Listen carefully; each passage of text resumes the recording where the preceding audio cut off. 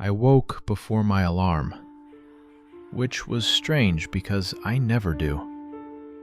There was a heaviness in the room, a kind of early morning silence that didn't feel like silence at all, but like something holding its breath.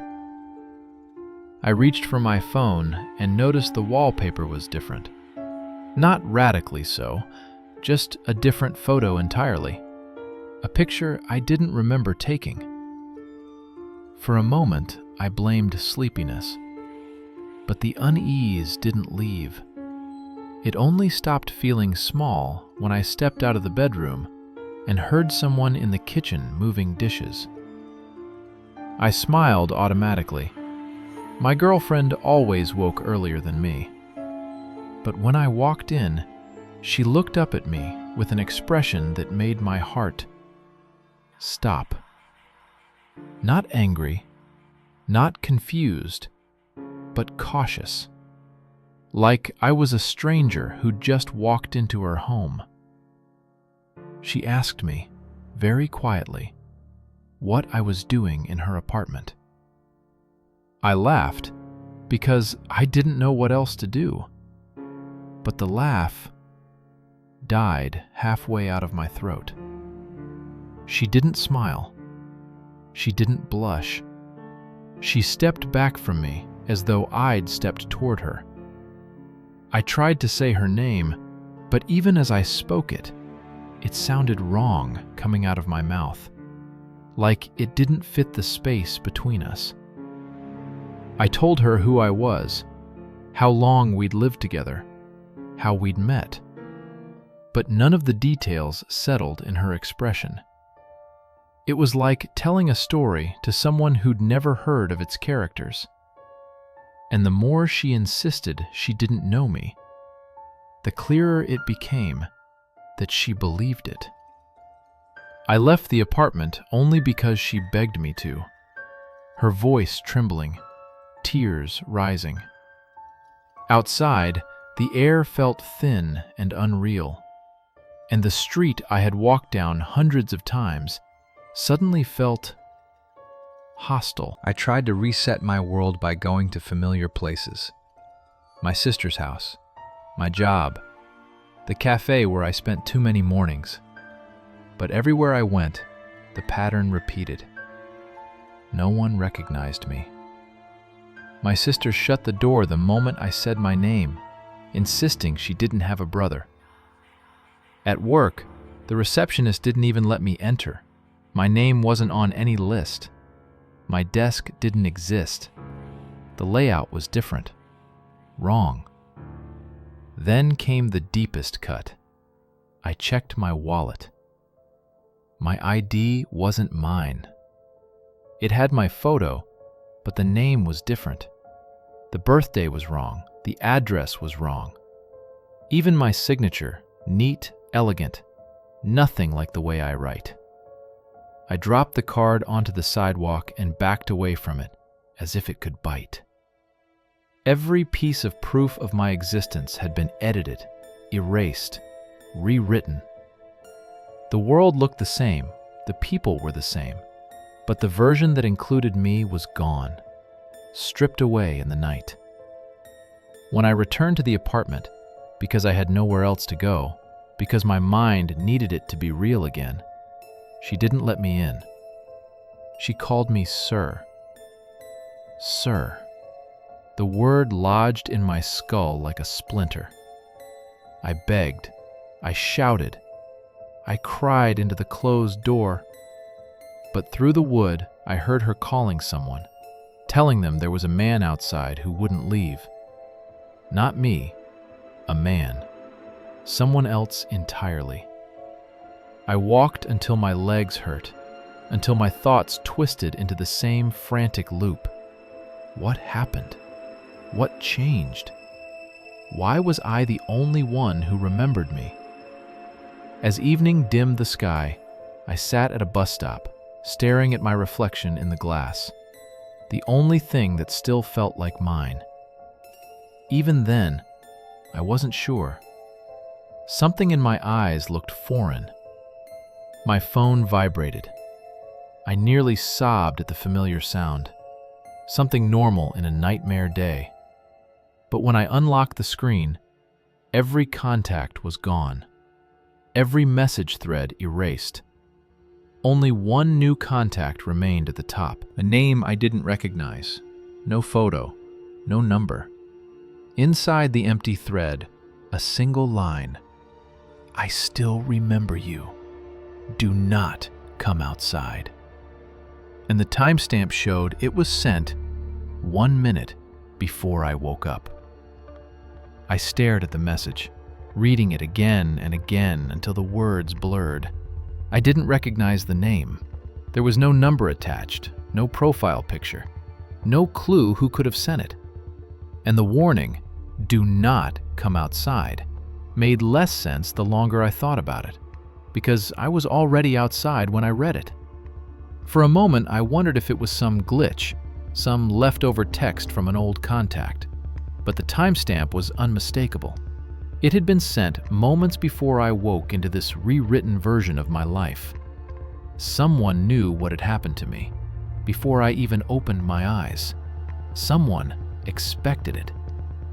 As the last light drained from the sky, I felt increasingly exposed sitting at the bus stop. Cars passed without slowing. People walked by without glancing at me. I could have been invisible. Maybe I was. My phone vibrated again. Not another message, but a flicker, a momentary static distortion across the screen, like a corrupted video frame. The display dimmed, brightened, then returned to normal. But in that split-second glitch, I saw something impossible. A silhouette standing directly behind my reflection in the glass. Tall, featureless, far too close.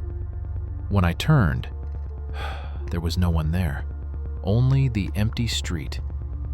I started moving, not toward home, because it wasn't home anymore, but toward anywhere with people and light. A gas station glowed like a small island in the dark, so I went in. The cashier looked up briefly, but like everyone else today, his eyes slid right past me with that indifferent stranger's glaze. I pretended to browse the aisles while checking my phone again, hoping for another message from the unknown contact. Nothing appeared. But the name at the top of my messages had changed. Just slightly. As though someone had nudged the letters into new positions. It wasn't a normal glitch. It felt deliberate. Like someone, or something, was adjusting it. The door chime behind me rang, and an immediate instinctive coldness spread down my back. Not temperature. Attention. The kind of attention you feel when someone walks into a room already looking for you. I pretended to read a nutrition label, but my hands began shaking. Without turning, I felt the presence stop at the aisle entrance. The cashier didn't greet them. The air felt thick, trapped, as if the whole gas station had inhaled and wasn't letting the breath out. My phone buzzed again. A new message. Same contact. Just 3 words. Don't look up. My throat tightened. The cold presence behind me didn't move. I stayed facing the shelf, staring at a row of canned soup while my pulse hammered in my ears. The fluorescent lights flickered once. Something shifted behind me, a faint displacement of air, as though someone tall had leaned closer. I felt the nearness of it, an unmistakable gravity pulling at me, begging me to turn. The urge to look was unbearable, primal, but the warning kept replaying in my head. Another message arrived. It sees recognition. Stay still. My breath stuttered. Stay still. Stay still. Stay still. I tried to silence my heartbeat, to control the trembling in my fingers.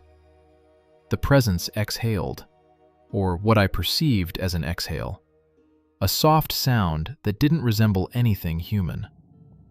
Cool air drifted across the back of my neck. My vision blurred with terror. I kept my gaze locked on the soup cans, noticing details I never would have otherwise. A dent in one, a smudged fingerprint on another, a tiny rust ring beneath the shelf. Anything to keep my eyes from rising. And then, slowly, the presence moved. Not walking, gliding. A soundless shift, drifting further down the aisle until it reached the far end. The lights flickered again.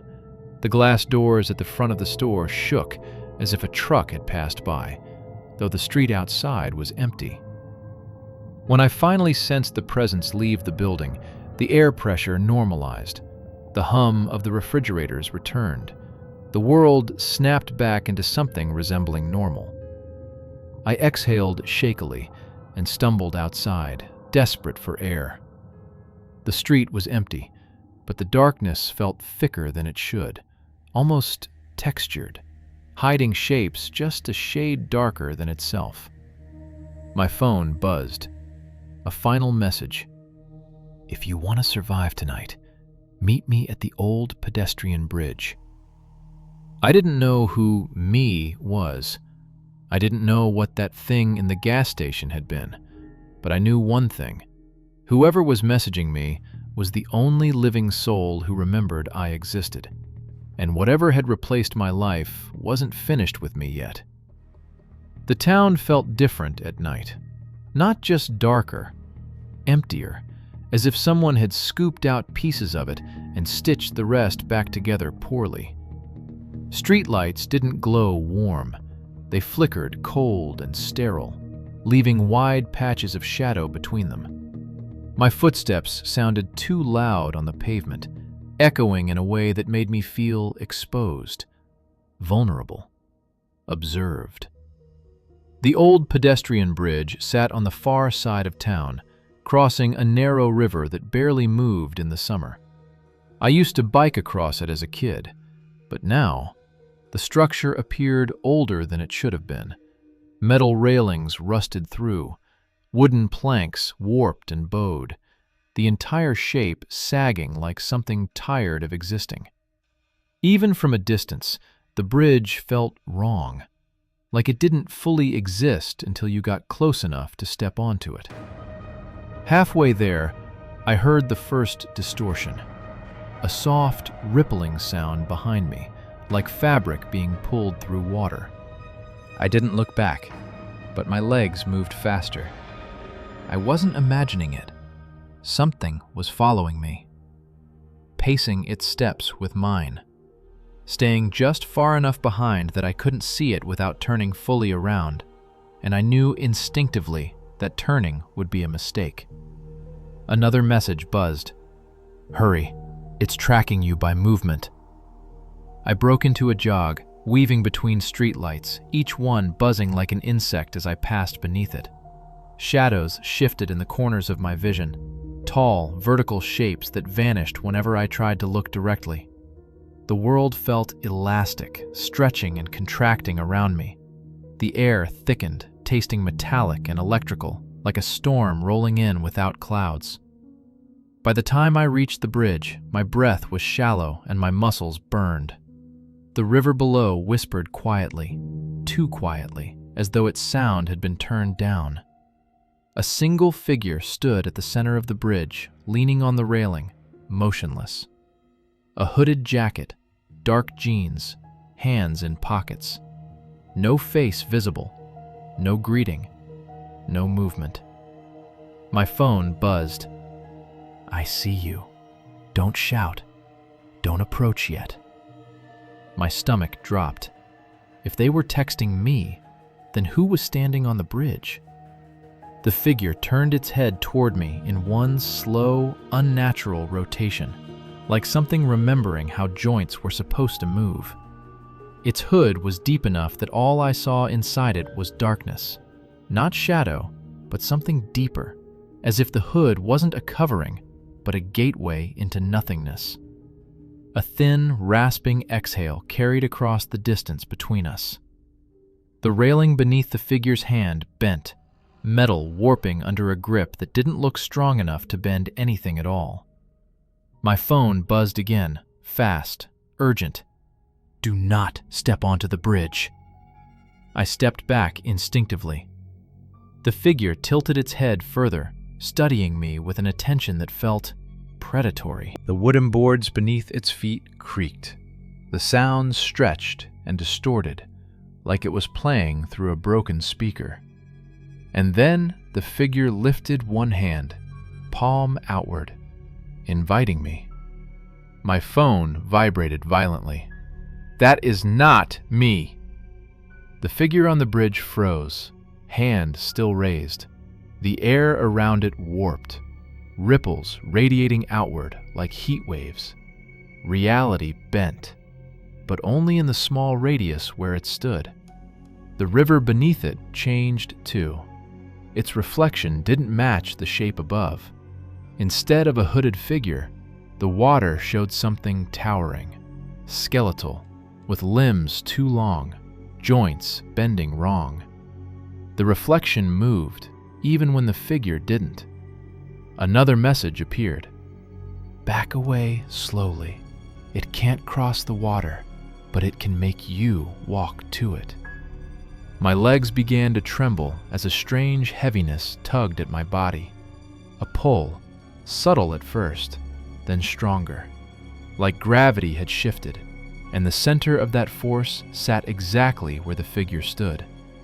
My pulse hammered. My breath quickened. I felt the urge to take a step forward, not because I wanted to, but because something inside me was being coaxed, nudged, pushed. A final message flashed onto my screen. "Close your eyes. Now." I obeyed instantly. Darkness filled my vision, and the pull worsened, dragging at my chest, my limbs, my mind. But then, through the darkness, a hand grabbed mine. Warm, firm, undeniably human. A voice whispered near my ear, "Move quietly." Whoever held me began pulling me backward, away from the bridge, away from the creature waiting on it. I kept my eyes shut, trusting the stranger who'd been messaging me since the moment my life was overwritten. When the pull finally released and the air normalized, I opened my eyes. For the first time today, someone was actually standing in front of me. Real, solid, breathing. A woman in her 30s, face pale, eyes frantic, a battered backpack on her shoulders, clothes that looked like she'd been running for days. "You're not the only one it took," she said, voice tight with fear. "But you might be the last one it lets go." Behind us, the bridge creaked once. A long, devouring sound. The woman didn't release my arm until we were several blocks away. Only then did she lean against a wall, catching her breath like someone chased for far too long. Her name was Mara, and according to her, she had been running from the same thing for nearly a month. "It doesn't stalk random people," she said. "It chooses very specific ones, people who recently lost something." She looked at me, a look that twisted my stomach. "And people who lie to themselves about what they've lost." I wanted to argue, but I couldn't. The last year of my life had been a slow collapse. Relationships breaking, jobs slipping through my fingers, nights spent alone pretending everything was fine. If that creature fed on anything, it would feast on someone like me. Mara opened her backpack and pulled out a small, rectangular device. A black box covered in scratches, a faint pulse of blue light throbbing inside it. It looked homemade, but advanced, like something built by someone who understood rules of reality the rest of us weren't supposed to. "This is the only reason I'm still alive," she said. It hides you from it, but not forever. Before I could ask anything, the streetlights above us flickered. Not once, not twice, but in a slow, sequential ripple, like a row of blinking eyes opening one by one. "It found us," Mara whispered. Shadows stretched across the pavement, bending toward us even though there was no moon. The air thickened again with that metallic taste, but now it felt heavier, deliberate. Like the creature wasn't pretending anymore, like it was done watching. Mara grabbed my hand. "We're going to my sanctuary, the place where I survived the first time." We ran. But this time, the town didn't stay still. Streets shifted subtly, angles warping, intersections that should have led one way stretching instead into corridors of darkness. The creature wasn't chasing us physically, it was rearranging the map, changing the rules. Mara cursed under her breath, clutching the device in both hands. "It's collapsing pathways. It wants only one route left, the one that leads to it." I felt the pull again, that invisible force trying to guide me, not by dragging my body, but by tugging at thoughts, at instincts, at something deeper. A whisper formed at the edges of my mind, urging me to turn around, to walk back, to step onto the bridge and surrender. But Mara squeezed my hand so tightly it snapped me back into myself.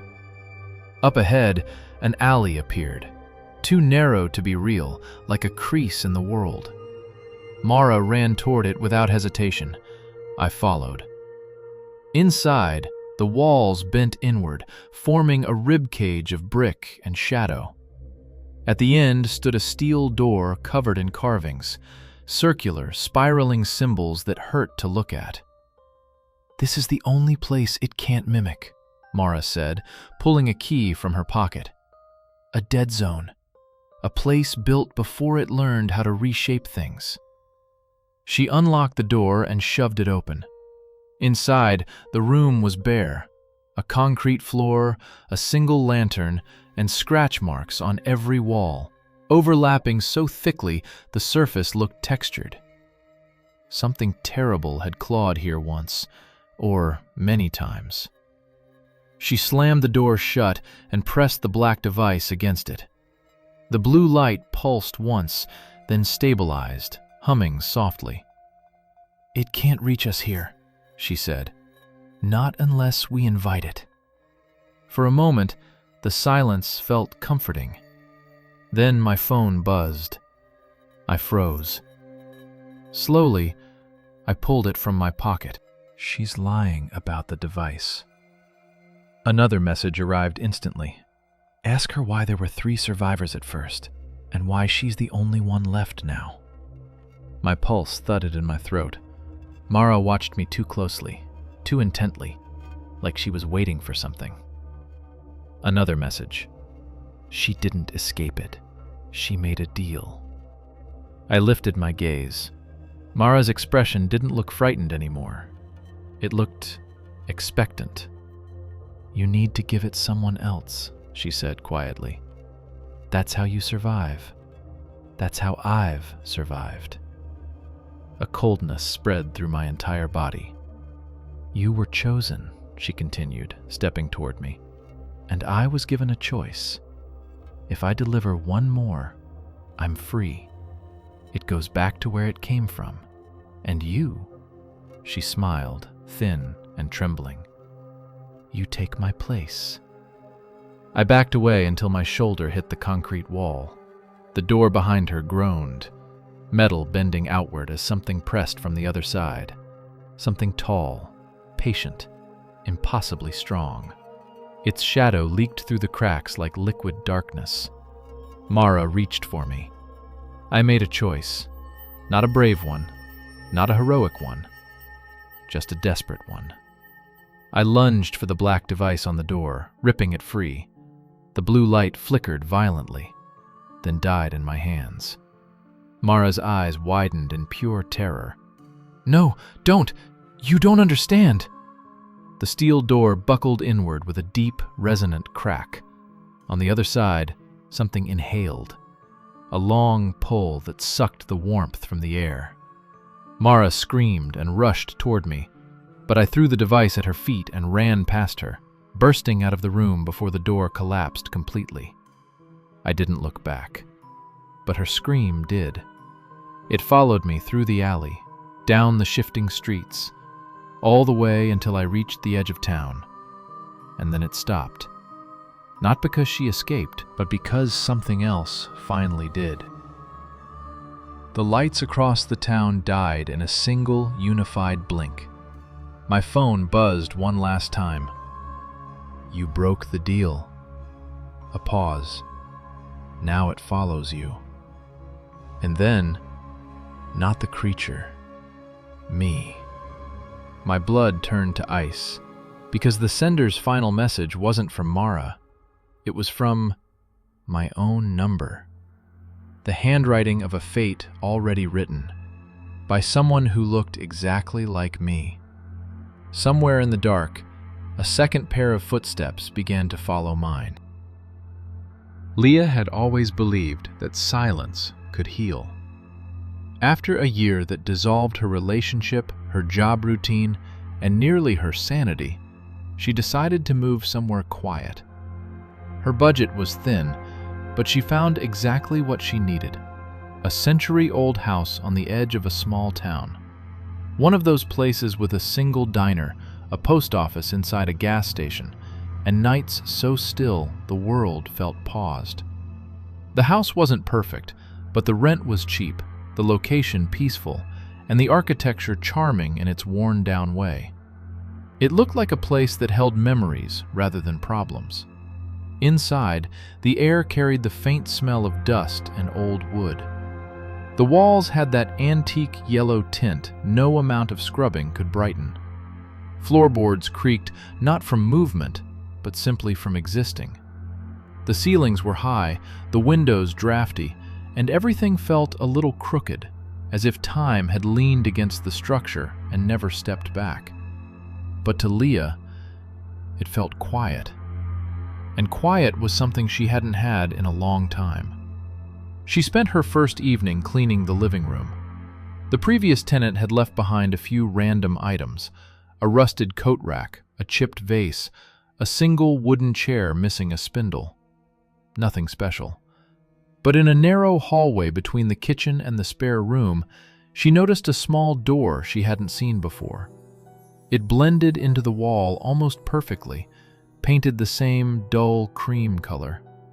She tugged it open and found a tiny storage space no bigger than a closet. Inside, among stacked newspapers from the early 90s and a broken broom, something large leaned against the wall, wrapped in heavy fabric. It was stiff, rectangular, unmistakably a framed painting. Leah hesitated. It felt intrusive to touch something clearly left hidden for years. But curiosity pulled harder than caution. She dragged the object out and loosened the dusty cloth. The smell of old canvas drifted upward, earthy, slightly metallic, like a museum basement. When the painting finally revealed itself, Leah felt a strange stillness settle over her. The artwork showed a woman seated in a chair, her head slightly tilted downward, her eyes fully closed. Her dark hair fell in loose waves over her shoulders, her hands resting delicately in her lap. The painting wasn't ominous at first glance. If anything, it was beautiful. Soft, muted colors, expert brushwork, a calm, almost serene composition. But something about it felt heavy, as if the image held a weight that didn't belong to it. What bothered Leah most was the background. It was too dark, too undefined, like a void swallowing the edges of the subject. The longer she looked, the more she sensed the woman wasn't sitting in a shadowed room, but emerging from it, or sinking into it. Still, Leah convinced herself it was simply an old painting left by a previous tenant. Maybe even valuable.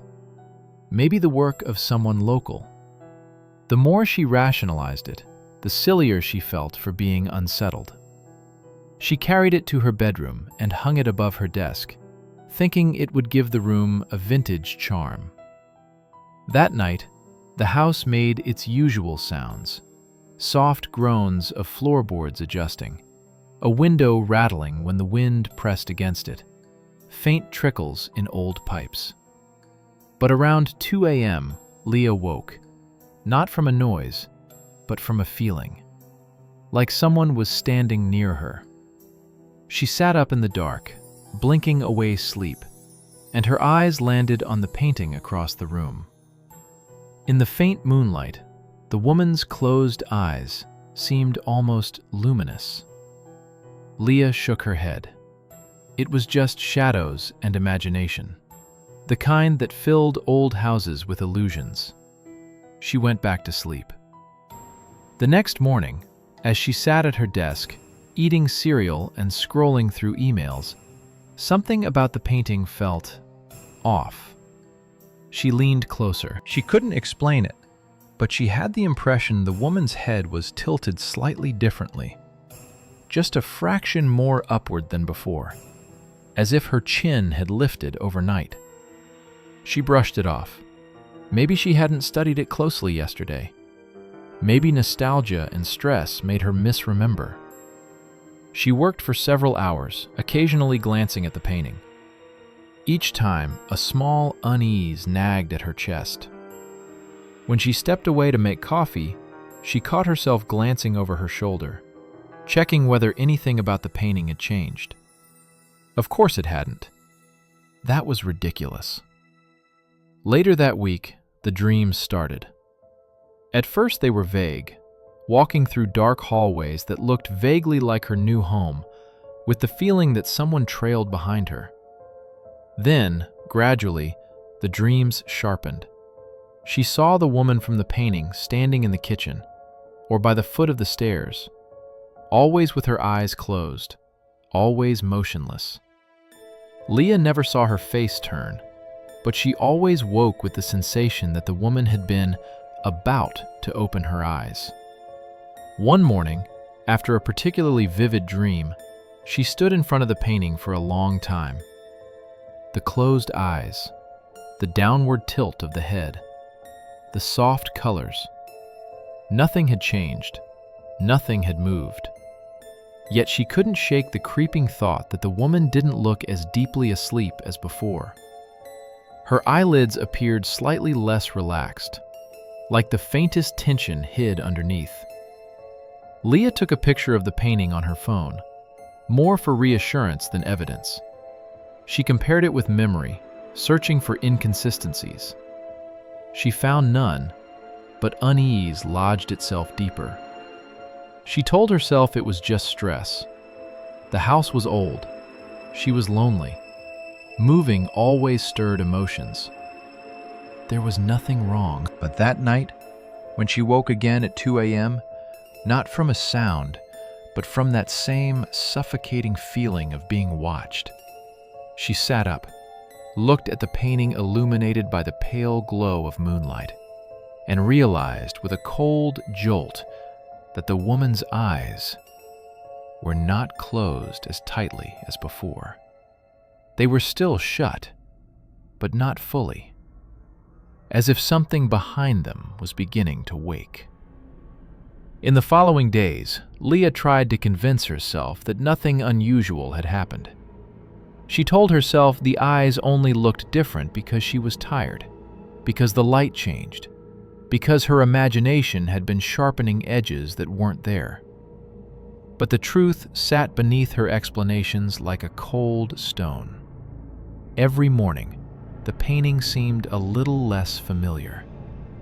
The shift was always subtle, a hint of shadow that hadn't been there before, a barely noticeable tightening in the figure's jaw, a change so faint she knew she'd sound delusional if she tried to describe it to anyone else. Yet, somehow, she knew the the painting was changing. It wasn't a thought, it was an instinct, deep and old, like the warning you feel when walking into a dark room. On the fourth morning, Leah stood in front of the painting for over 10 minutes, staring until her eyes watered. She had taken another photo the day before, and when she compared the two, the difference was undeniable. The woman's eyelids were still downcast, but the eyelashes pointed at a slightly different angle, like someone halfway through opening their eyes before stopping. It wasn't just her imagination. The painting was changing. She deleted the photos, as if removing the evidence could make the truth vanish with them. That afternoon, she called the landlord, asking casually if he knew anything about the painting she'd found in the closet. He sounded puzzled, said he'd never seen it before. He'd owned the house for years and didn't recall any tenants mentioning artwork left behind.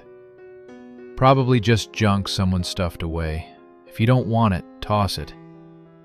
But Leah couldn't throw it away. Something about the painting pulled at her, fascination mixed with dread. She spent hours online searching for the artist, but the piece was unsigned. She posted a blurry image in an art forum. Most comments dismissed it as generic portraiture, until one user replied, "Looks like one of Aldrich Rowan's early works. If it is, get rid of it." No explanation. When Leah tried to message them, the account was already deleted. But the name sent her spiraling. Aldrich Rowan, a painter from the 1930s, known for portraits that seemed almost alive. Rumors buried in obscure blogs and old archives, subjects plagued by nightmares. One woman vanishing after a final session. Rowan himself disappearing in 1941. Some called him a genius. Others said he was obsessed with capturing more than likeness, capturing presence. Leah stared at the painting again that evening, thinking about that obsession, and a cold understanding settled in her stomach. The painting didn't just feel alive, it felt inhabited. The next night, the dreams grew stronger. Leah walked through her own home, but everything was slightly wrong. Walls too tall, rooms too narrow, air too thick. The painting hung in every hallway, its frame pulsing, its subject's head slowly rising. When she reached the kitchen, she saw the woman standing there, identical to the figure in the portrait, but more solid. Her eyes still closed, her chin trembling as if she were fighting to lift her eyelids. Leah woke cold, as if she had been standing barefoot on concrete. She walked through the house to ground herself, telling herself she was rational, telling herself she was sane. But when she reached the living room, she stopped so abruptly she almost lost her balance. The painting had changed again. The woman's eyelids were no longer gently closed. They were now slightly parted. A thin glimmer of darkness showed beneath them, the faintest suggestion of pupils hidden in shadow. Leah stepped closer, her breath tightening in her chest. She could see a tiny hint of reflection in the slit of darkness, like the surface of an eye catching light. The background behind the woman seemed deeper, too, darker than before, swallowing the soft colors that once surrounded her. It was as if the painting were being consumed from within, the edges slowly dimming while the figure grew sharper, more real. Trying to calm herself, she reminded herself she was awake and rational. But the painting made her feel neither. She tried contacting the art forum user again. The account remained gone. She called the local library and asked if they had anything on Aldrich Rowan. The librarian hesitated before saying there were only brief mentions. Rowan had lived in town for a short time, renting a small cabin, keeping to himself. He was rumored to be eccentric, but in towns like this, that could mean anything. Leah drove to the library that afternoon. In a dusty stack of local history books, she found a brief paragraph about Rowan. It mentioned that his final model, a woman named Elise, vanished after a portrait session and was never found. The police suspected Rowan, but the case went cold. Rowan disappeared soon after. The painting Elise posed for was never recovered. When Leah compared the vague description of Elise, dark hair, slim build, serene expression, to the subject of her painting, her pulse quickened. It matched too well. It wasn't proof, but the possibility lodged itself in her mind like a splinter. That night, she covered the painting with a towel, trying to hide it from view. But as she lay in bed, she felt the same suffocating pressure as before. The sensation that something was trying to open its eyes in the darkness of her room. A faint tapping echoed from the wall where the painting hung, a soft, rhythmic tick, like nails against wood. Leah pulled the blanket to her chin, telling herself it was nothing. But when she checked the painting the next morning, the towel had slid halfway off the frame. She hadn't touched it. No breeze could have moved it. And the eyes on the canvas were now unmistakably, undeniably half open, gazing slightly downward as though the woman were looking at something just below her. Something in the room. Something alive. Leah backed away slowly, a tremor moving through her. The painting wasn't simply watching her. It was waking up. The days following Mathan's discovery became a slow suffocation of dread. What began as an unsettling curiosity had turned into a calculated hunt. Except he was no longer sure whether he was the hunter or the prey. Every night, he sat in the dim corner of his room, replaying the same footage of the nocturnal walkers, scanning every frame as if the answer were concealed between the pixels. Their movements were wrong in a way the brain failed to articulate, too fluid in some moments, too mechanical in others, like something imitating human motion without understanding what made it human.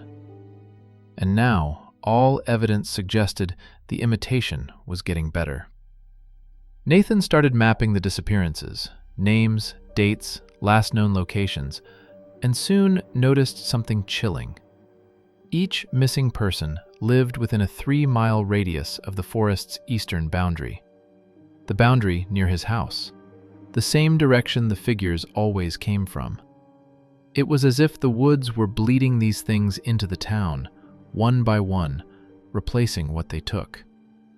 Replacing what? People? Memories? Something deeper? He wasn't ready to write the words his mind whispered in the dark. By midweek, the boundary shrank. The sightings weren't confined to the outskirts anymore. Cameras caught pale silhouettes slipping across fences, gliding through alleyways, clinging to the edges of buildings as if learning to navigate man-made structures. A man 2 streets over posted footage of something standing beside his shed at 3 a.m., its head tilted, observing his home with patient intent. Nathan watched the clip repeatedly, and on the 9th viewing, he noticed it. The creature didn't cast a shadow. The shed did. The trees did. Everything did, except the figure. Sleep became impossible. Every sound felt amplified. A knock in the pipes, the creak of settling wood, the whisper of wind through branches. Nathan kept the lights on constantly, but found no comfort in illumination. The light only carved out more shadows for his imagination to inhabit. Still, he kept researching. Compulsion had become survival.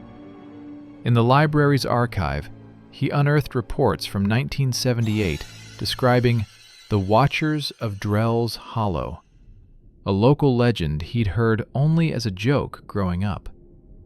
According to the documents, A cluster of disappearances occurred that winter, all near the same forest border. Witnesses described seeing white shapes moving along the tree line at night, mimicking people who had vanished days earlier. The sheriff dismissed the stories as panic, but what unnerved Nathan most was the handwritten note in the margin. Patterns repeat every 45 years. 45 years. And this year marked the 45th. Nathan left the library with the file under his arm, an icy realization settling in his chest. This wasn't random. This wasn't new. It was cyclical, like a season, a migration, a return. Migrations always had purpose, always had a destination. When he reached his car, he froze. Across the parking lot, standing beside a lamppost, was a figure, tall, white, still.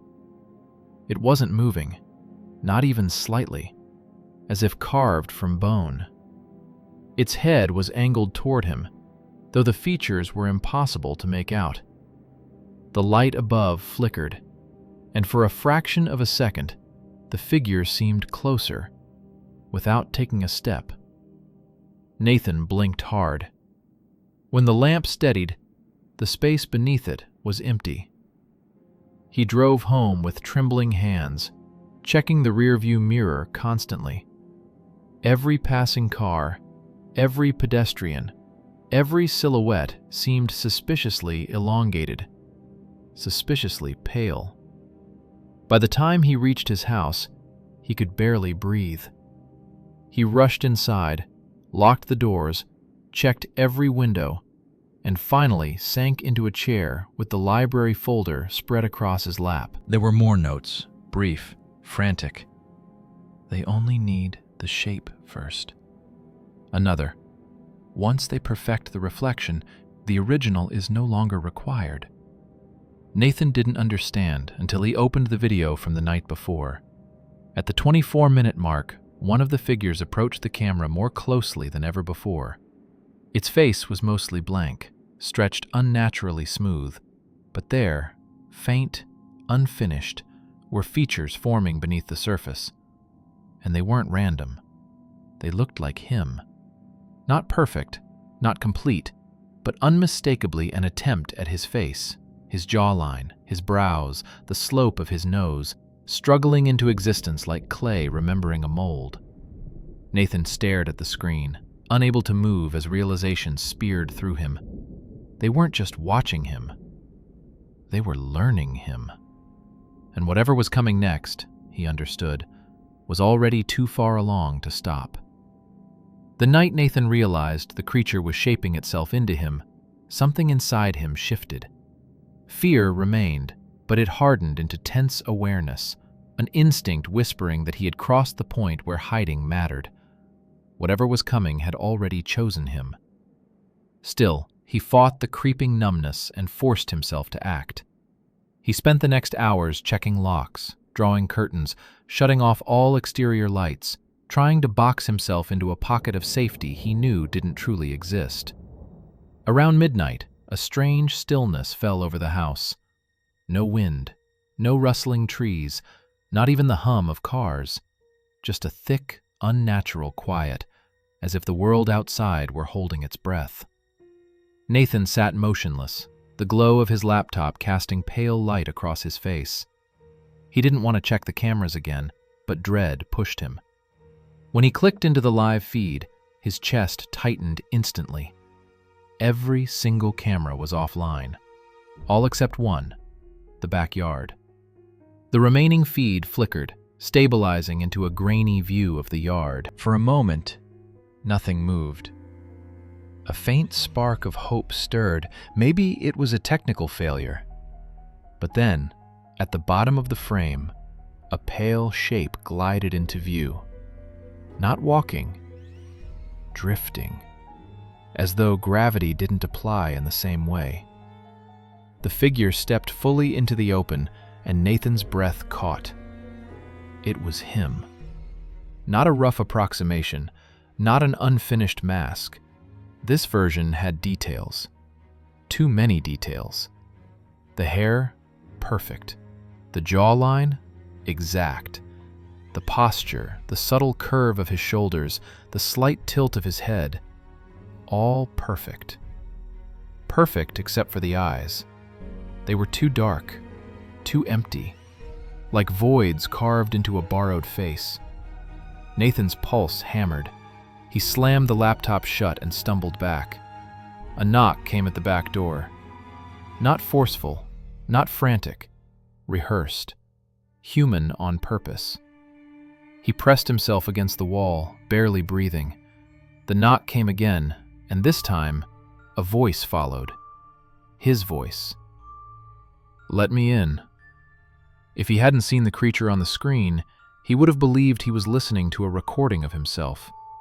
The copy spoke again, softer. "I'm cold. Open the door."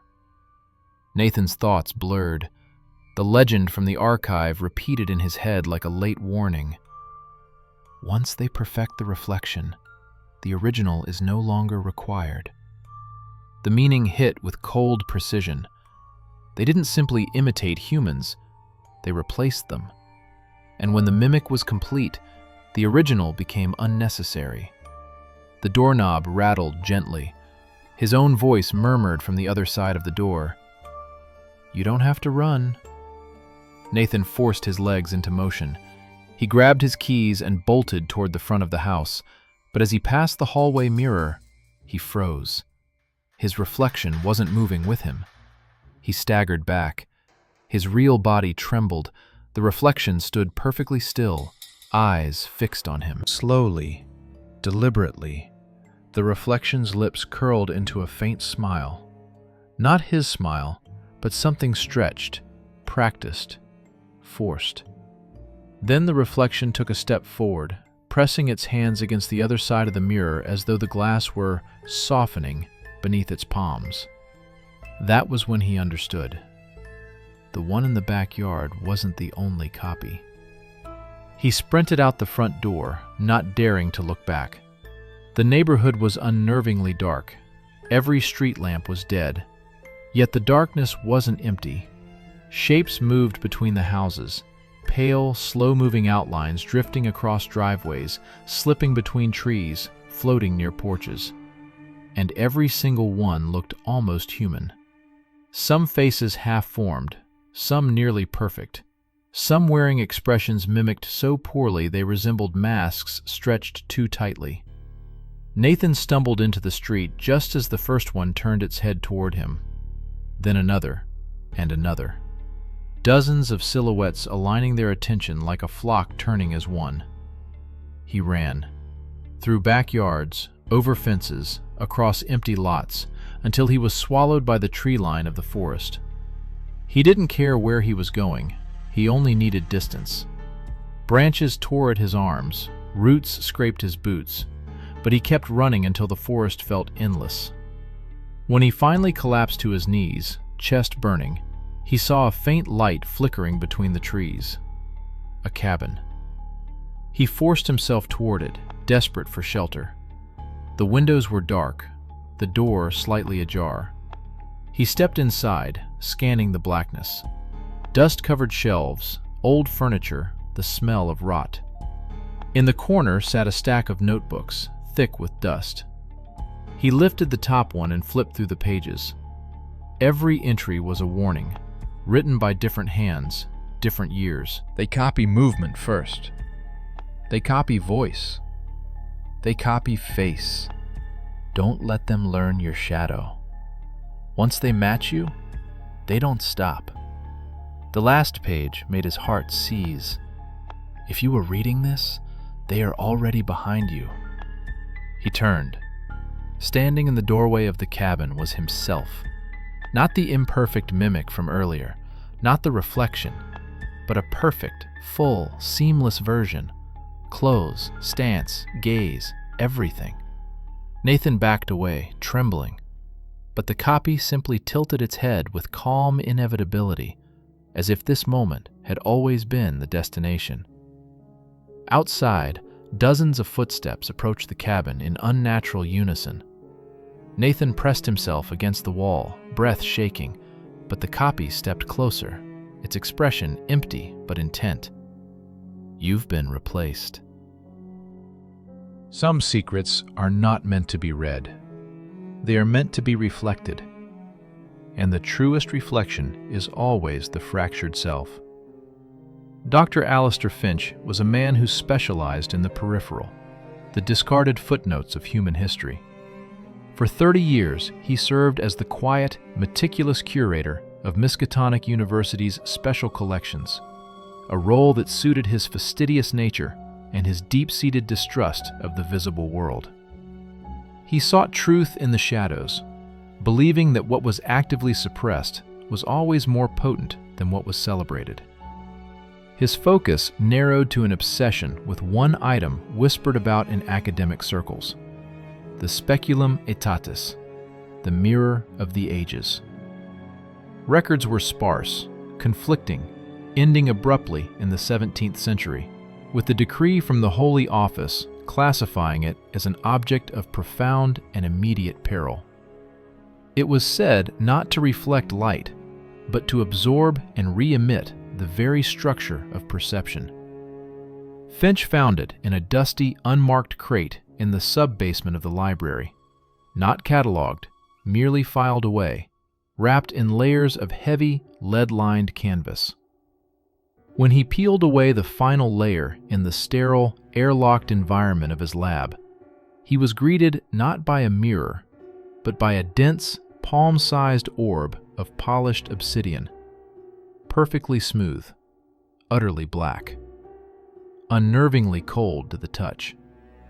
It seemed to drink the powerful overhead lights, yielding no reflection, only a dizzying void. It was not a mirror in the traditional sense. It was the absolute absence of one. Finch, a man of scientific rationalism, noted its anomalous properties, its impossible specific gravity, the minor radiation signature, the way the hairs on his arm rose whenever he drew close. He dismissed the warnings as superstitious hysteria. He labeled it the Finch Obsidian and placed it beneath a reinforced glass dome in his private, climate-controlled study. The troubles began immediately. Subtle intrusions into the rigid order of his world. He started finding objects slightly misplaced. His antique watch, always on the nightstand, would appear on the opposite dresser. The spine of a book he had been reading would be reversed on the shelf. These were not mistakes of memory. They were deliberate. Small rearrangements suggesting a subtle, mocking intelligence. He began to feel intensely observed, a novel and deeply unpleasant sensation for a man defined by solitude. The feeling was strongest when his back was to the obsidian orb. When he turned suddenly, catching its faint reflection in the polished wood of his desk, he saw only the distorted shadow of his own form, but lingering at the edge of his peripheral vision was a flicker of movement. A movement that seemed to originate within the black glass itself. He began keeping a meticulous log, an attempt to quantify the irrational. His entries, once clinical and precise, slipped gradually into subjective, emotional language. Entry 14. The orb is not merely absorbing light, it is absorbing presence. When I look into it, I no longer see nothing. I see a profound, demanding expectation. Entry 21. The anxiety is unbearable. I am no longer certain if the reflection in the hallway mirror is me or merely a successful imitation of my movements. I can't shake the feeling that my imitation is ahead of me by half a second. The true horror, however, manifested in the photographs. Finch used his camera to record the orb's interaction with light. When the film developed, the obsidian remained as it appeared, a void. But in one photograph, taken from a strange, low angle, the background was warped. The rows of books, the sturdy desk, the familiar furniture, all slightly skewed, as if viewed through distorting glass. And on the surface of the orb itself was a single, tiny, luminous point, like a distant star captured in a well of ink. Finch zoomed in on the point. It wasn't a star. It was a single, pale, vertical slit. An eye. The slit in the obsidian was Finch's undoing. The meticulous curator transformed into a hunted animal. He covered the orb with a heavy blackout cloth, but the relief was minimal. The presence was still there, palpable, pressing against the fragile walls of his perception.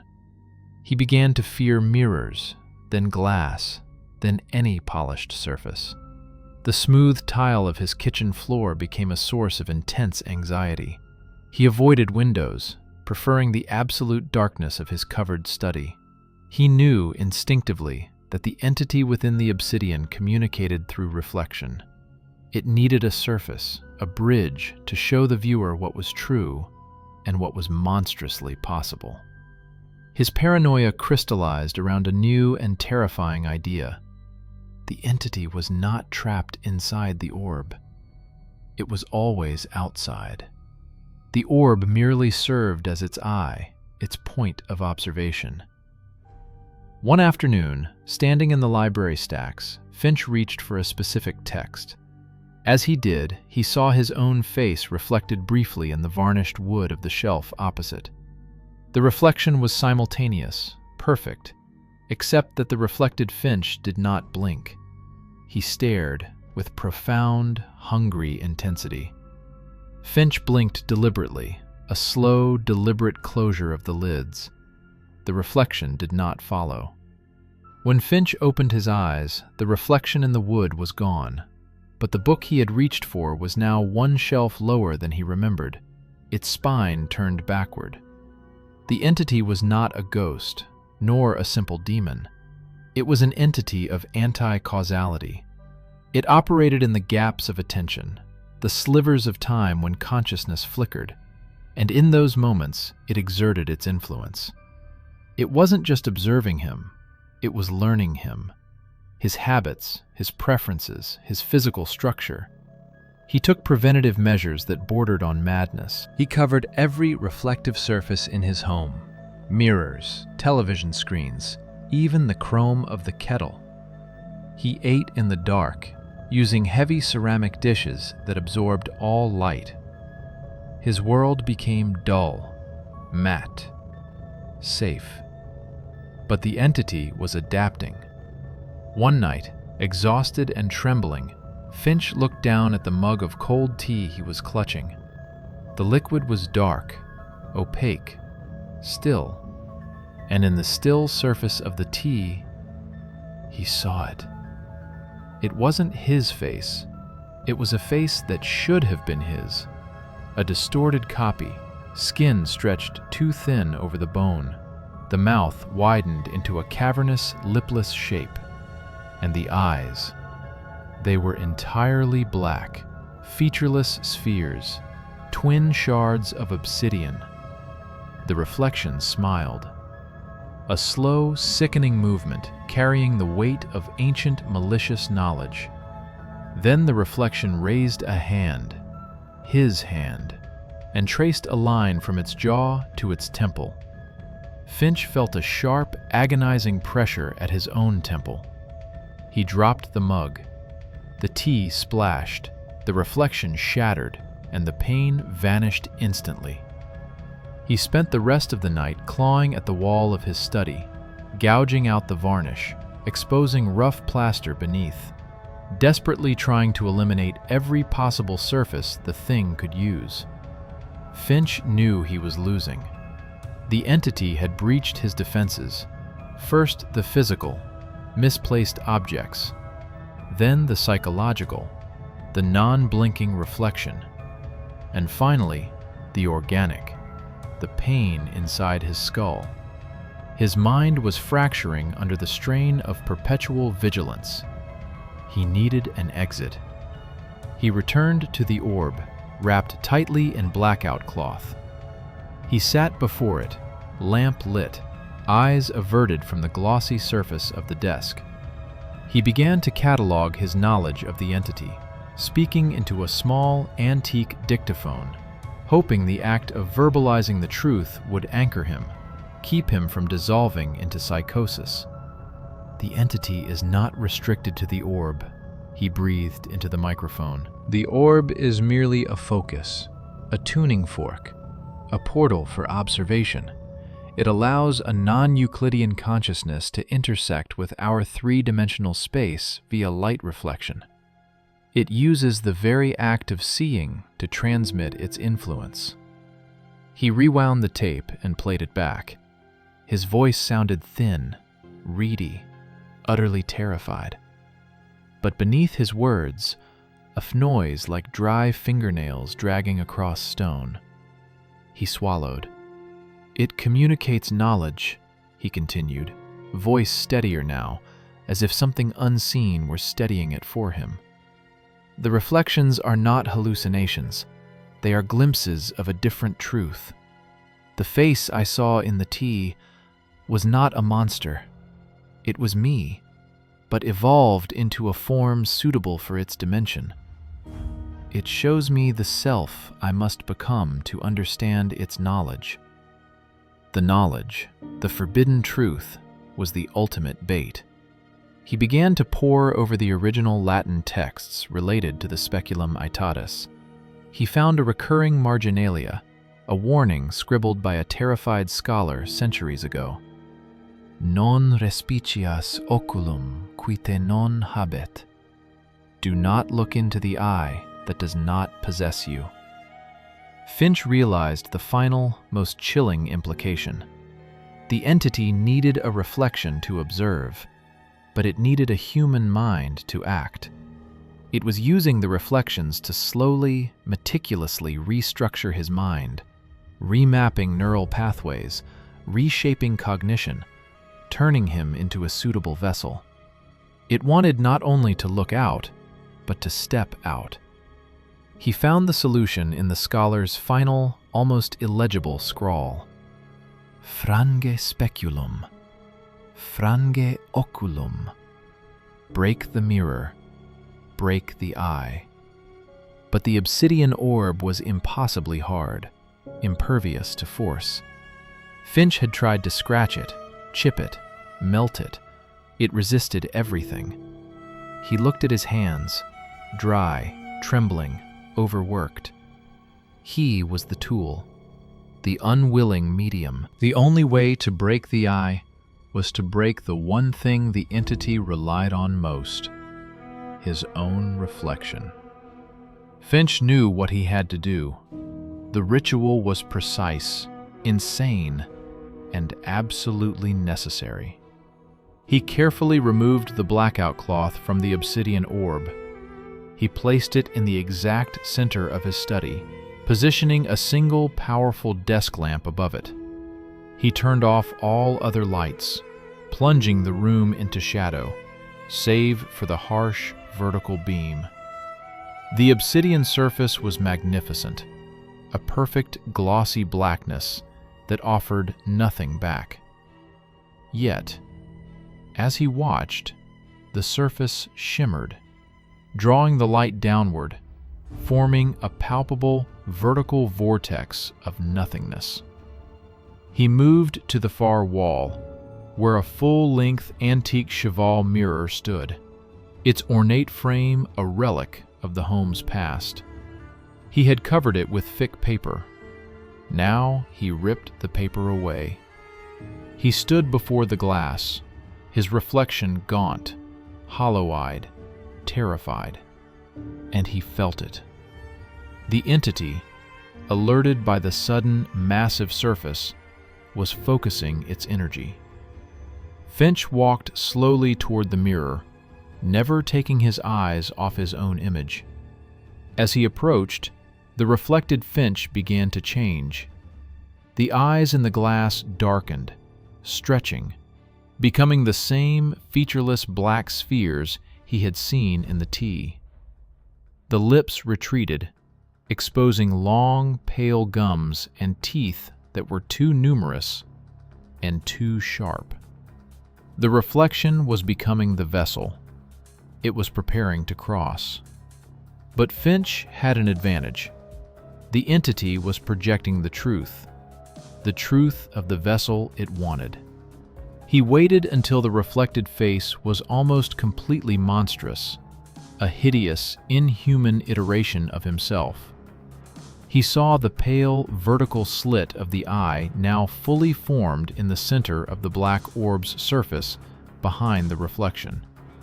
The entity was watching, its awareness fully engaged, ready to make the final leap into the prepared biological shell. The reflection in the mirror smiled again, that slow, wet, ancient smile, and extended a hand, a skeletal, elongated claw, reaching for the barrier between worlds.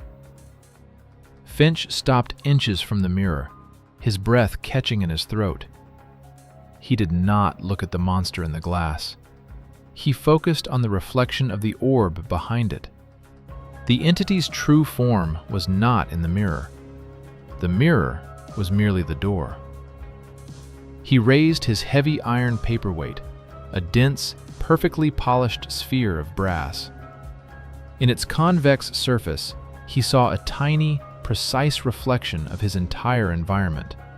The darkened room, his terrified face, the looming monster in the mirror, and the obsidian orb itself, with the pale slit of the eye clearly visible.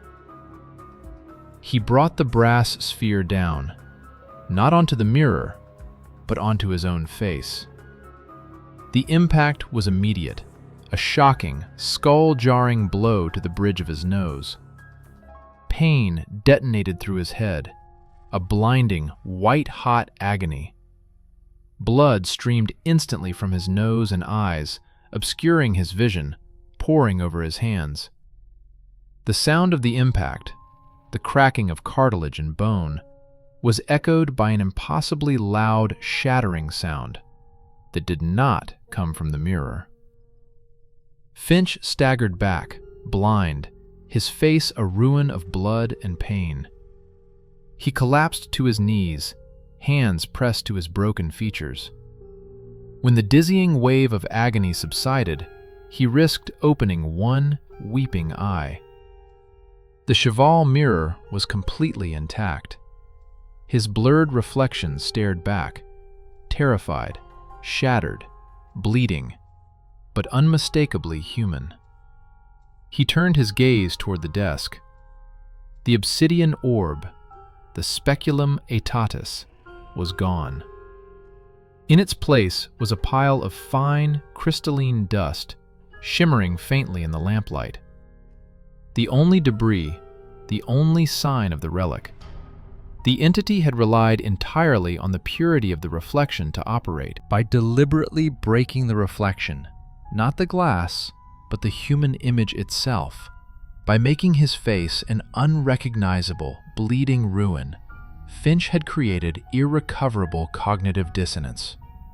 The orb, unable to project its perfectly formed vessel onto the now fractured image, had been overwhelmed by the conflicting data, and the impossible material had simply destabilized and dissolved. Finch had destroyed the eye by destroying his own ability to be seen as whole. He sat on the floor, the metallic tang of blood filling his mouth, a man who had chosen disfigurement over transformation. He was safe, for the moment. The knowledge was contained. He reached for the dictaphone. His hand found the small metal object, and he clicked the record button. He opened his mouth to narrate the final entry, his triumph. But when he spoke, the sound that emerged was not his voice. A deep, clicking, wet sound. The sound of a jaw that had been stretched too wide. He froze, On the dictaphone's tiny metallic casing, he saw the blurry reflection of a single, black, featureless eye. The entity was not gone. It was just looking through a smaller, more intimate mirror. It was now listening. Alex had always believed that real stories were far scarier than anything anyone could make up. On his podcast, he read letters from listeners, analyzed urban legends, talked about mysterious disappearances and unsolved cases. But at some point, the studio walls began to feel too tight, and other people's stories too suffocating. He wanted something of his own, a story he could one day say, "I was there."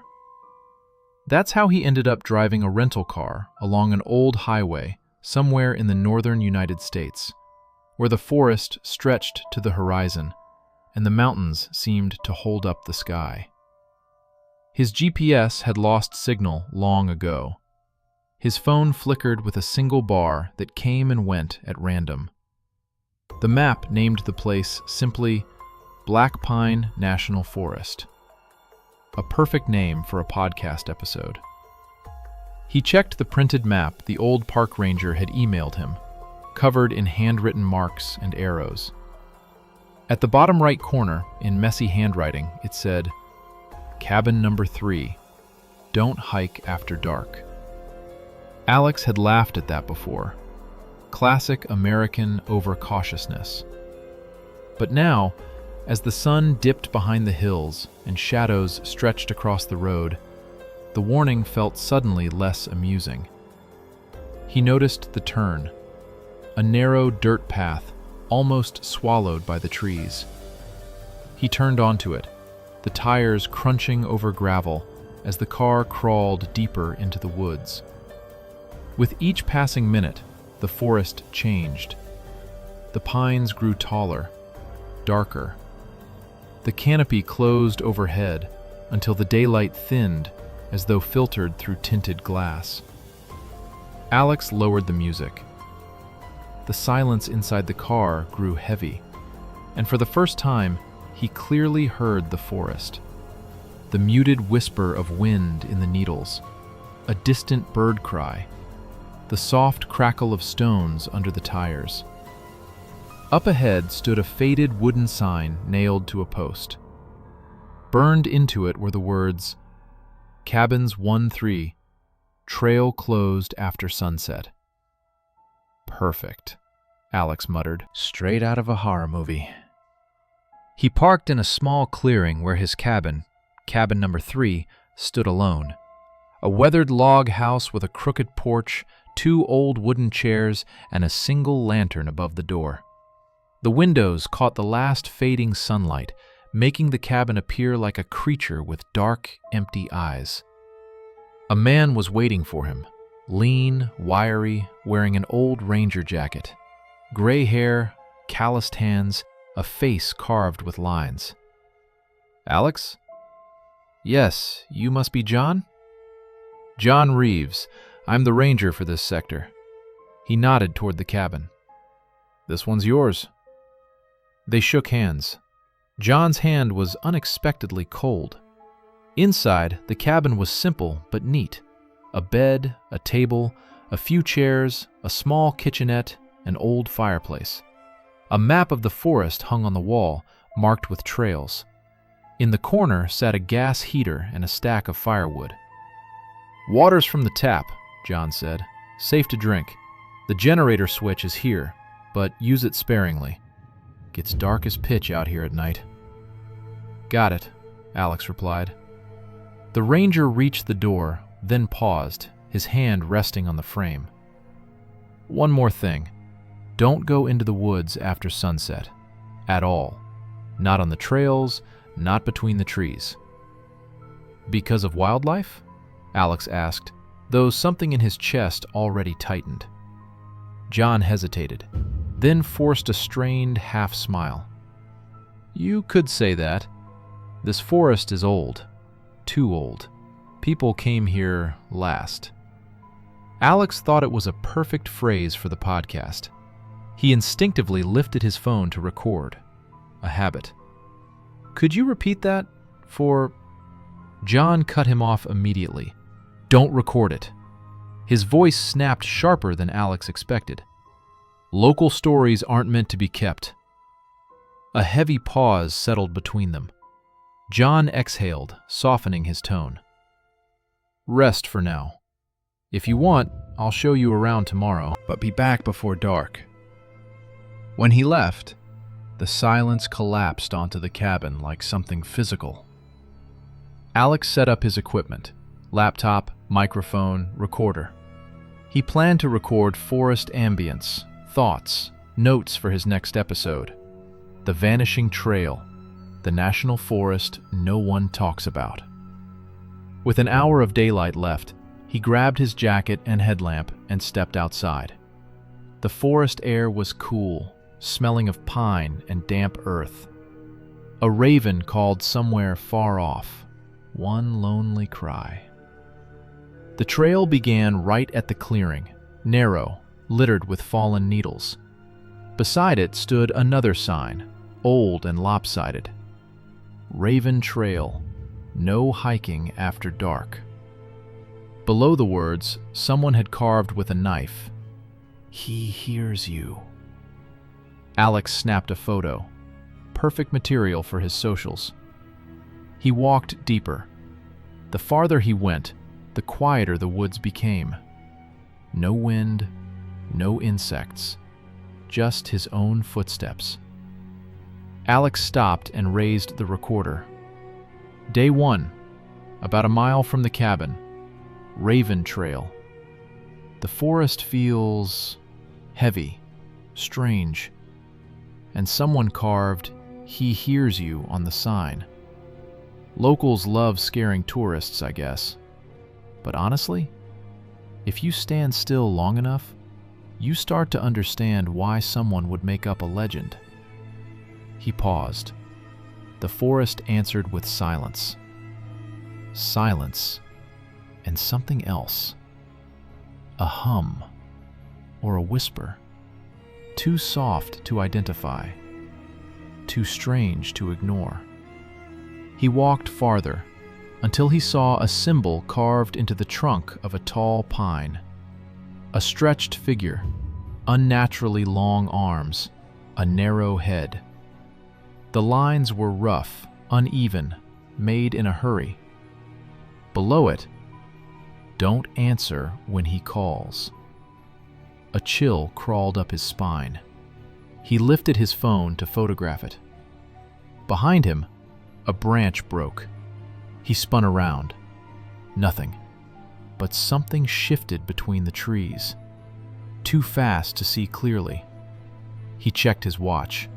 6:42 p.m. Light was dying fast. Time to head back. As he walked, he kept hearing it. A second set of steps, faint, matching his pace, but slightly off. When he stopped, the footsteps stopped. The forest held its breath. Back at the cabin, John's lantern flickered weakly above the porch. Inside, Alex lit the fireplace, the flames crackling warmly. He opened his laptop, and then it happened. From the laptop speakers, a whisper drifted out. He froze.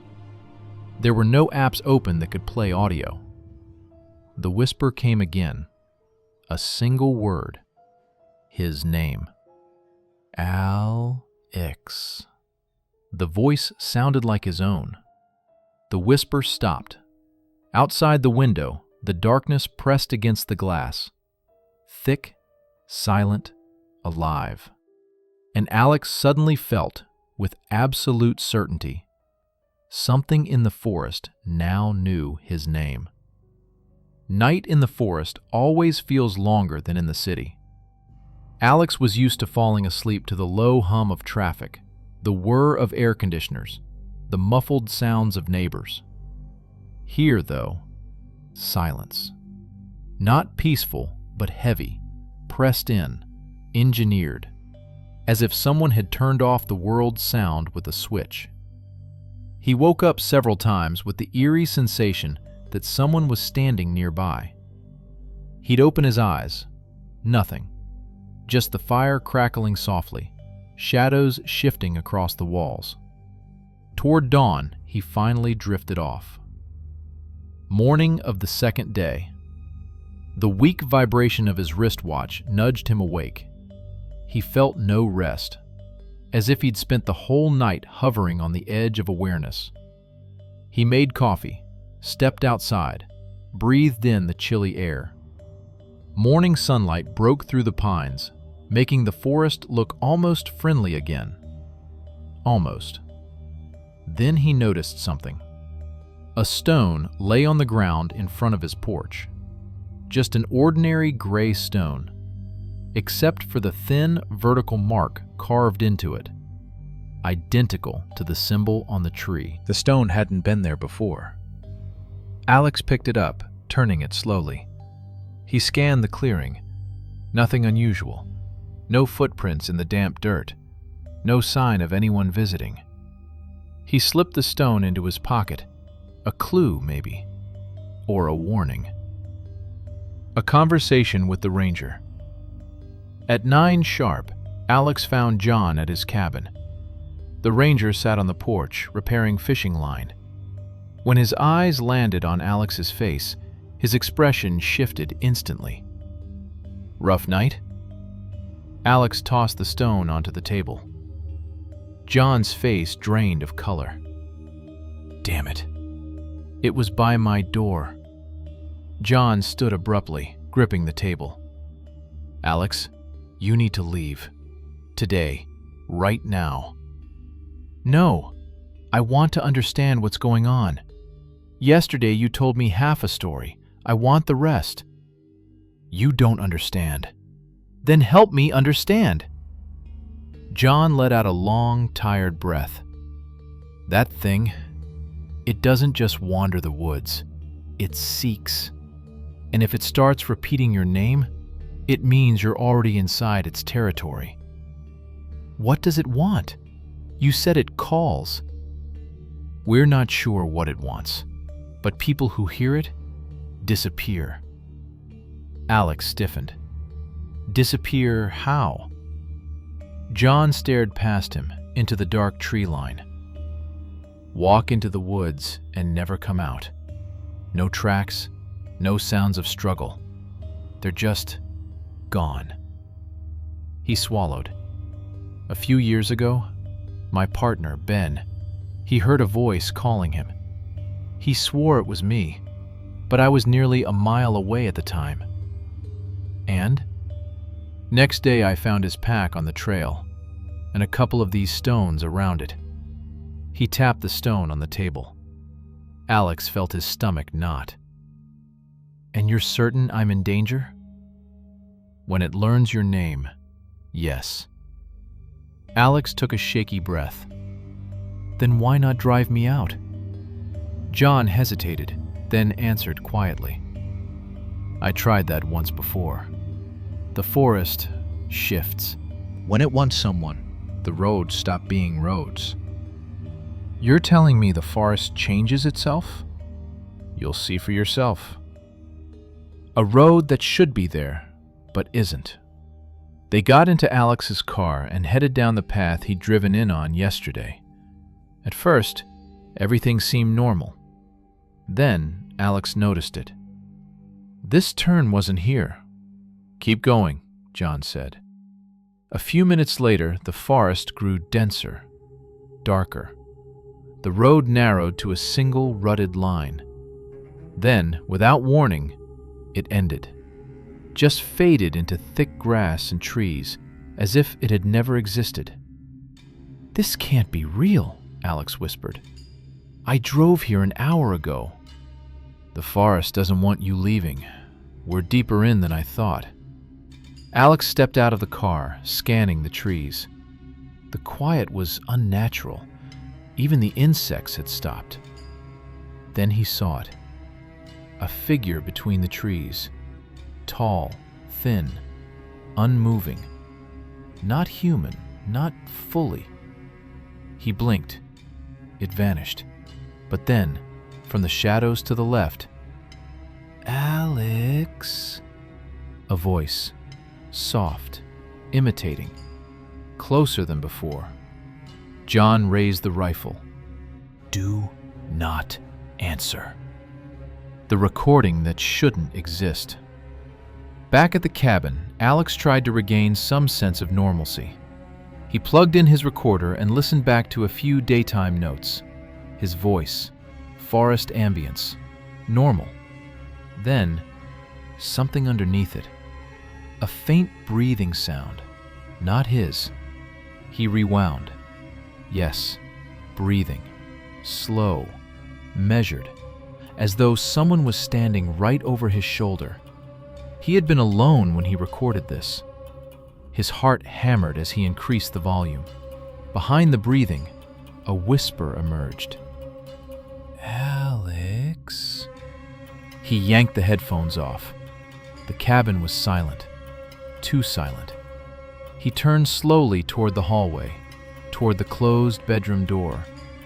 He took one step, and the voice came from behind that door, directly at his ear. "Then open it." His own voice, but wrong. Wrong in a way that made his skin crawl. The door didn't move. Nothing touched it, but the handle began to tremble softly, as if something inside the room had pressed a single learning finger against it. Alex stood frozen. Whatever was calling him, it knew he was listening. The bedroom door stayed still, but Alex could feel the voice.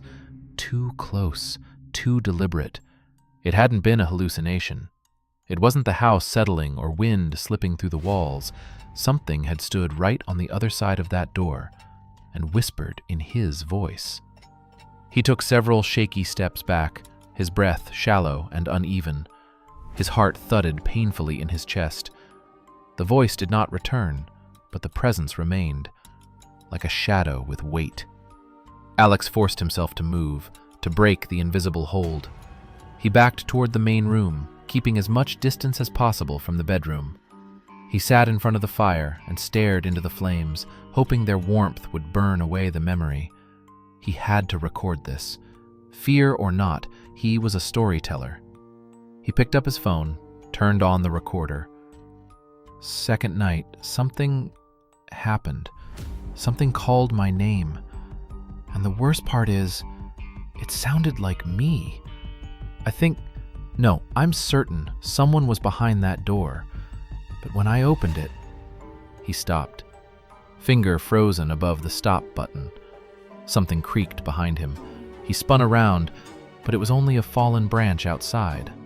Normal forest noise. Except too close, too heavy, as if something big had stepped just beyond the cabin wall. He turned off the recorder. Morning, an unwelcome confirmation. Sunlight stabbed in through the blinds, waking him. Alex rubbed his face, feeling as though he hadn't slept at all. His head pounded, his body felt drained. He stood, stretched, glanced around the room, and froze. Another stone lay in the center of the floor, this one larger, the carving deeper. A twisted figure scratched into it, long, spindly limbs, and below it, 3 crude letters. A-L-X. Not his name, not quite, but close, too close, as if something was practicing. Alex's skin went cold. He rushed outside, barely breathing. The clearing was untouched. No footprints, no broken branches, as if the stone had simply appeared out of thin air. John knows more than he said. Alex stormed toward John's cabin, clutching the stone. The ranger was sitting on his steps. He stood the moment he saw Alex's face. "That thing was inside my cabin." Alex tossed the stone toward him. John recoiled as if it were hot. Hell. What does it want? You. It wants you, Alex. That's why it's learning your name. Alex swallowed. You said your partner heard it too.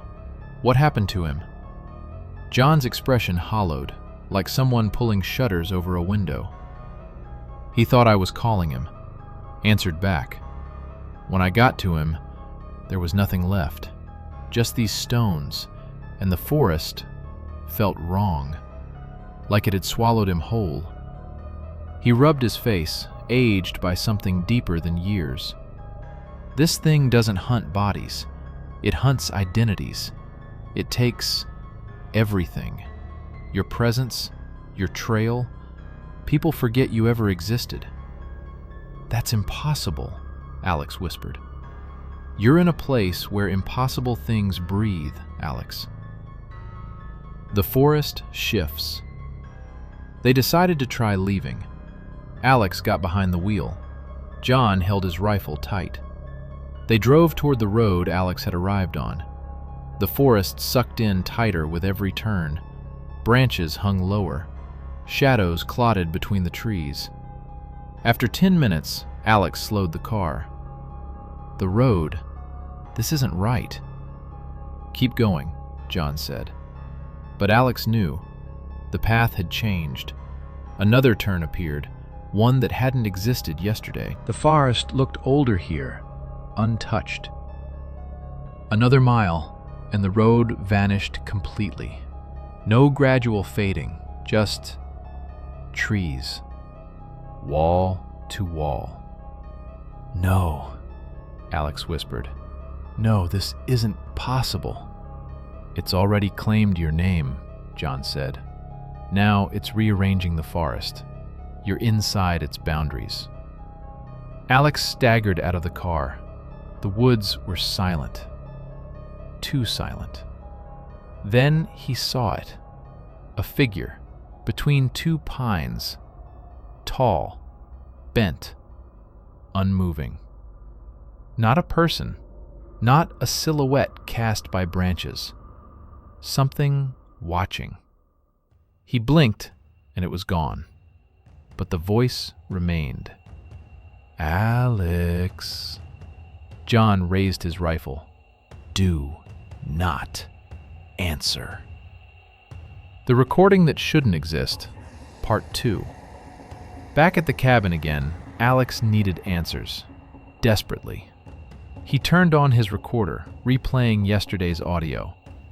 His voice, his footsteps, and under them, breathing. Slow, measured, like someone standing right behind him. He turned up the volume. The breathing grew louder. Then a faint murmur.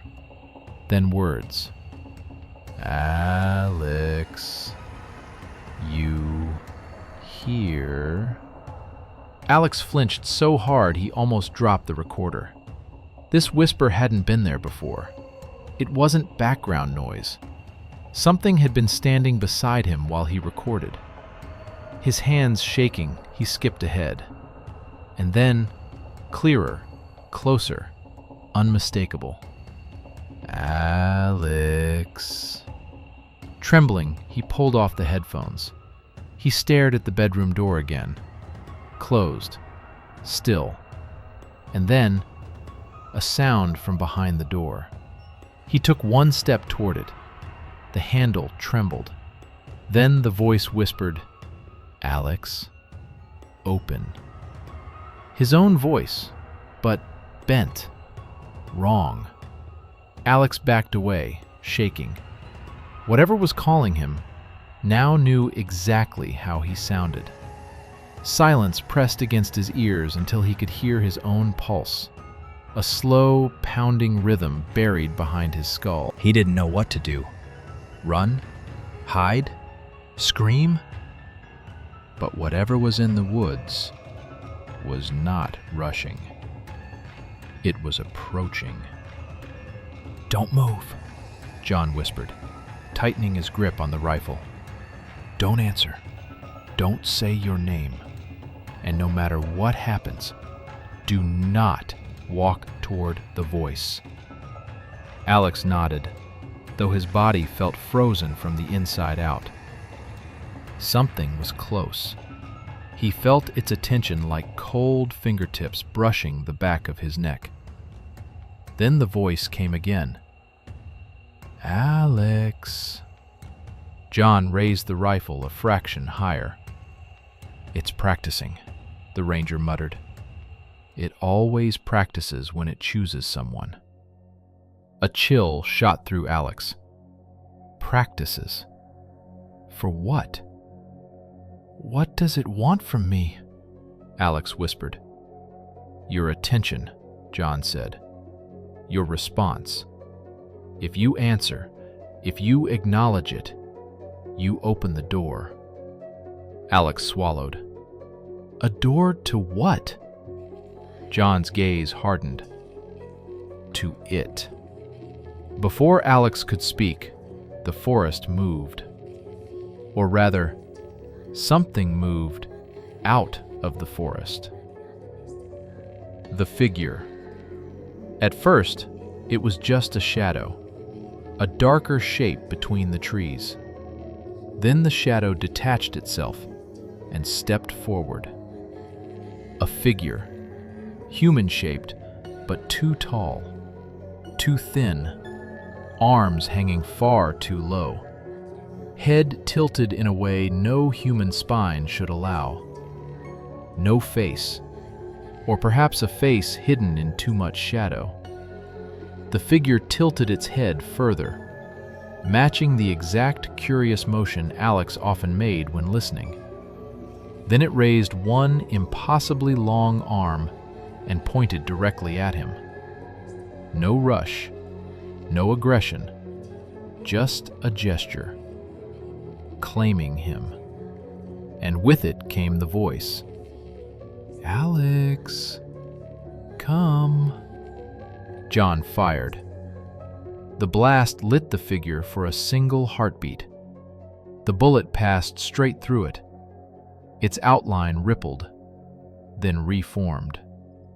Calm, focused on Alex. It pointed again, stronger, more certain. John's voice cracked. "Run!" The forest closes. They bolted, crashing through the underbrush. Branches whipped their faces, roots clawed at their feet, but they ran anyway. Alex could feel the presence behind them, not chasing, not sprinting, just following, steady, patient, certain. "It's close," Alex gasped. "Don't look. Don't give it your eyes." But Alex felt the figure's gaze, if it even had eyes, sliding across his back. Not seeing, but sensing. As they ran, the light dimmed unnaturally. Not clouds, not shade.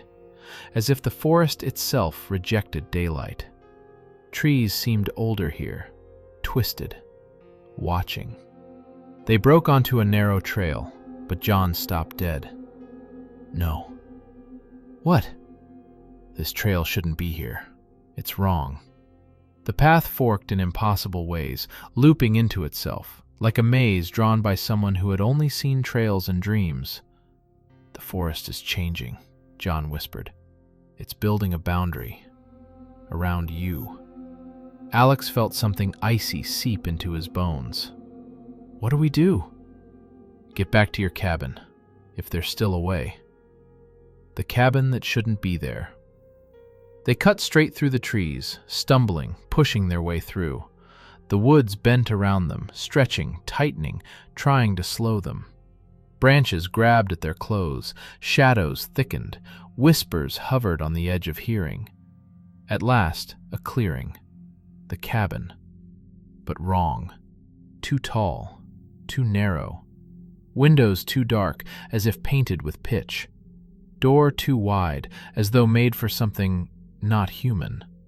John froze. "That's not your cabin." "What do you mean?" "It's a copy. A lure. It wants you inside." But the door creaked open by itself, and from within came a voice. Alex's own voice.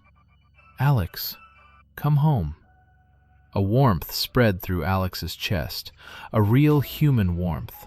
A warmth that whispered, peace is inside. It felt like relief. John grabbed him, shaking him hard. Alex, that's not you thinking. It's twisting your thoughts. It can't take you unless you walk to it willingly. Then the fake cabin shifted, the doorway widening, darkening. A step forward.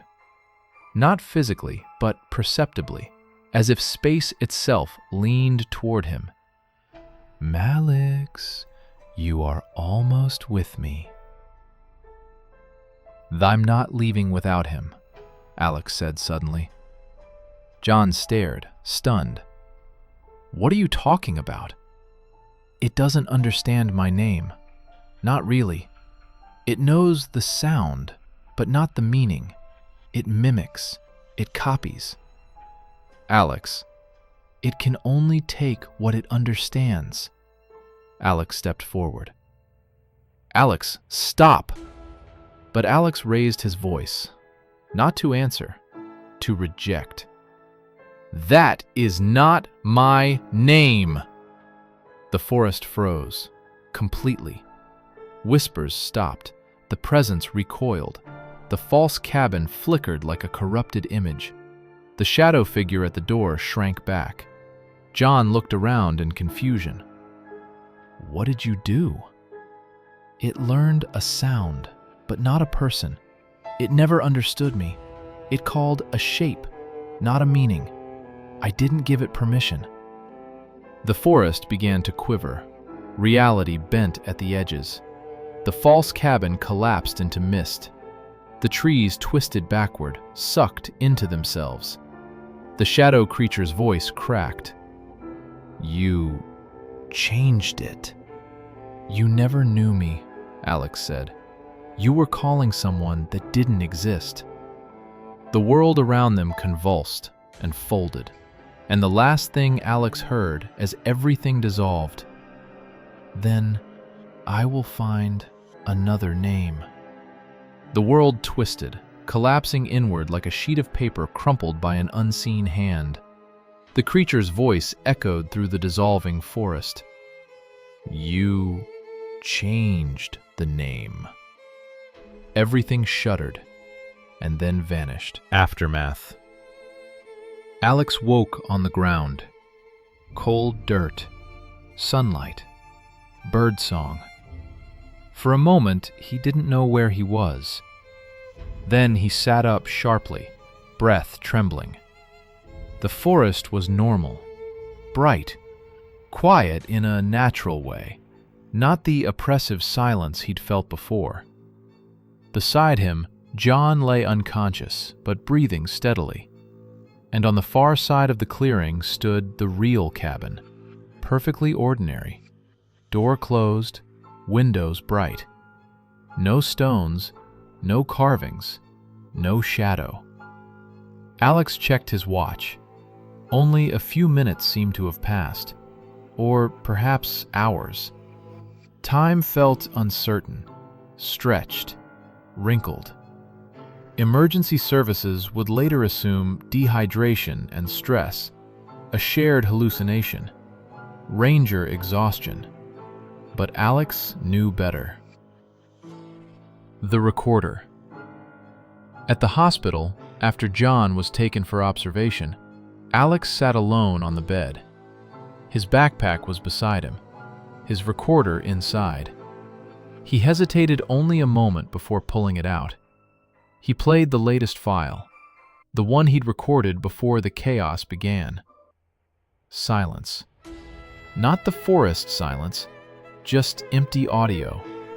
No breathing, no whispers, no footsteps. Nothing.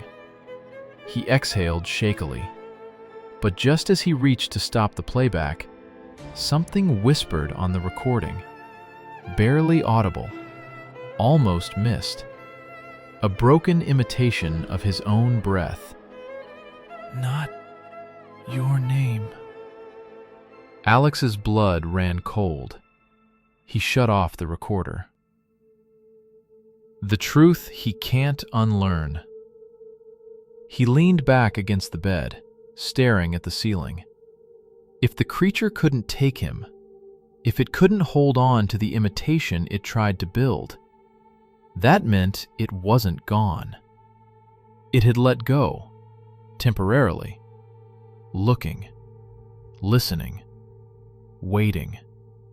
Somewhere out there, in a forest older than memory, something was searching for a new name, a new voice to practice, a new person to answer. And Alex knew, with chilling certainty, it never stopped listening.